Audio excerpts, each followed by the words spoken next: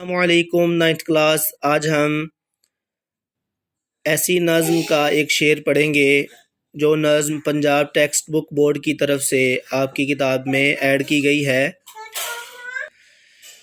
شعر ہے: ہم تم کو بھول نہیں سکتے، یہ یاد ہی اب تو جیون ہے۔ ہر دل میں تمہاری خوشبو ہے، ہر آنکھ تمہارا مسکن ہے۔ تم زندہ ہو، تم زندہ ہو۔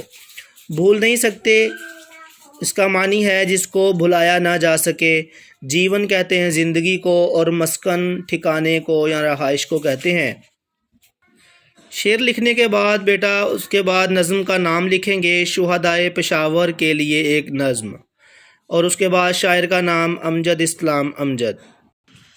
بیٹا اس شعر کا مفہوم اس طرح ہے: اے شہید بچوں، ہم تمہیں زندگی بھر بھول نہیں سکتے، اب تمہاری یادیں ہی ہماری زندگی بن چکی ہیں۔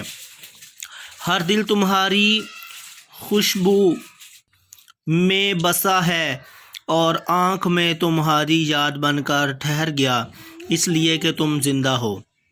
تشریح کی ہیڈنگ کے بعد تشریح لکھیں گے: امجد اسلام امجد پشاور آرمی اسکول سانحہ میں شہید ہونے والے بچوں کو خراج تحسین پیش کرتے ہوئے کہتے ہیں کہ ہم تمہیں زندگی بھر نہیں بھول سکتے، کیونکہ تمہاری یادیں نہایت انمول ہیں۔ تمہارے گزرے ہوئے لمحات ہمارے لیے سرمایہ ہیں، اس لیے ہم تمہیں ہرگز نہیں بھلا سکتے۔ تمہاری یاد ہی اب ہماری زندگی بن کر رہ گئی ہے۔ تمہاری یادیں ہی ہمارے وجود میں زندگی کی حرارت بن چکی ہیں، کیونکہ تم ہمیں پل پل یاد آتے ہو۔ تم ہمارے دست و بازو بن چکے ہو اور ہمارا حوصلہ ٹھہر چکے ہو۔ تم نے دشمن کے ہاتھوں جام شہادت نوش کر کے پوری ملت کو یہ پیغام دیا: بقول میجر عمران رضا، تمہارا خون ہوں نا، اس لیے اچھا لڑا ہوں میں، بتا آیا ہوں دشمن کو کہ اس سے تو بڑا ہوں میں۔ شاعر مزید خراج تحسین پیش کرتے ہوئے کہتے ہیں کہ اے ننھے پھولو، تم خوشبو بن کر ہمارے دلوں میں بس چکے ہو۔ تمہاری خوشبو ہماری سانسوں کو معطر کر رہی ہے۔ تمہاری چمک ہمارے بجھے ہوئے چہروں پر رونق لے آتی ہے۔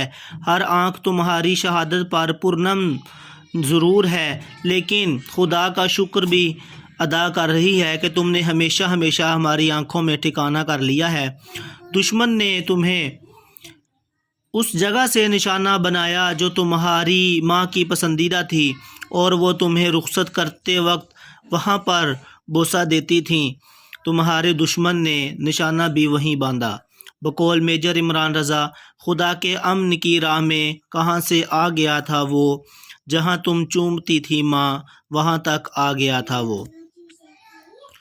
ہمارا یہ ایمان ہے کہ تم زندہ ہو، اللہ تمہیں رزق بھی دے رہا ہے، اور تم جنت کے پھول بن گئے ہو، کیونکہ نبی رحمت صلی اللہ علیہ وسلم نے ہر بچے کو جنت کا پھول قرار دیا ہے۔